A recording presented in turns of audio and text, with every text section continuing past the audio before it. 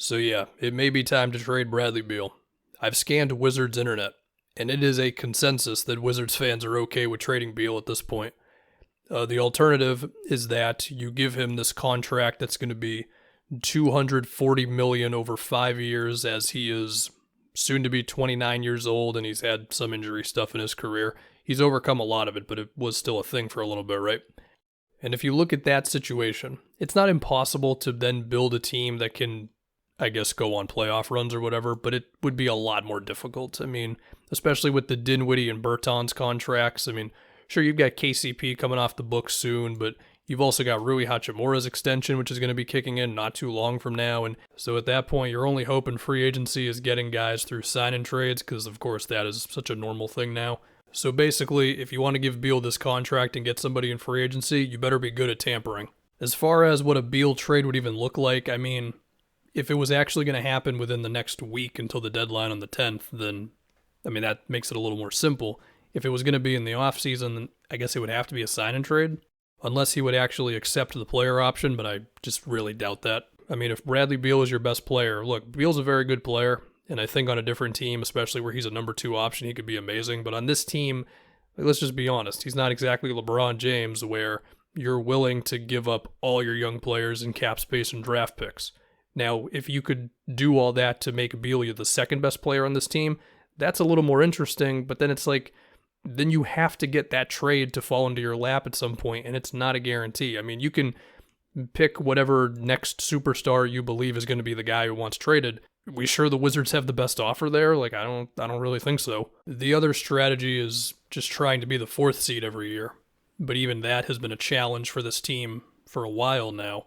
Dinwiddie simply being better would have helped that out a lot, but, you know, his fit next to Beal on top of whether it's just his tendency to shoot a lot of jump shots nowadays or whatever, he's just not the same guy right now, coming off of that torn ACL. They have been linked to Sabonis, which I think speaks to that we just want to go for the 4th seed thing, but that is still a pretty big challenge. I mean, just look at the East. Bucks, Nets, Sixers, Bulls, Heat.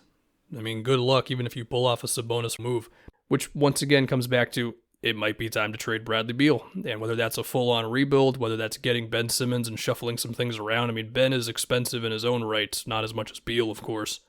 It might be time. Westbrook on the team's record, you get in the playoffs, it's 0-0. At this point, it is as close to a guarantee without being a guarantee that the Lakers will be in the play-in tournament. I mean, they would need the Jazz or the Mavs or the Nuggets to super fall off. Their best candidate is the Jazz currently because they don't have Gobert or Mitchell playing at the moment. Again, if they most likely just end up in the play-in tournament, your reward if you get out of that is the Warriors or the Suns. Jalen Green, Obi Toppin, Cole Anthony, Juan Toscano Anderson for the dunk contest.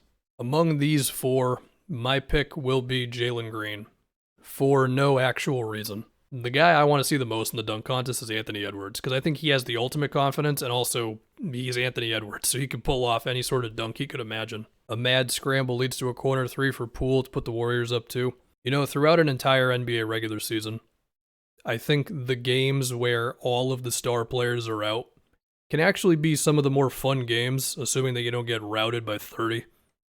Anyway, we had that miss. Otto Porter's hitting the floor. Damian Lee's got it, my bad. Anyway, Jordan Poole in the corner, that's nice. Shout out to Malcolm Lee, who played in the NBA for like 3 years. Giannis throws a backwards bounce pass to Chris Middleton and then blocks Kuzma.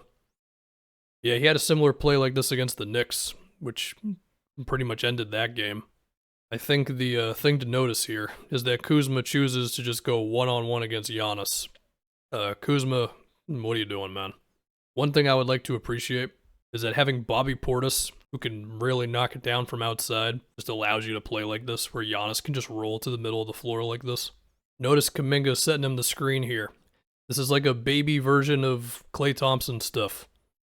I guess in time we will see Kuminga and Moody mastering the Warrior system, but for now, it's little plays like this. It's certainly progress.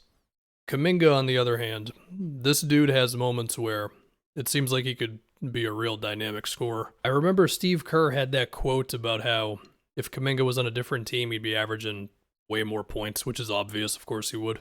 So you gotta appreciate these games when you get them.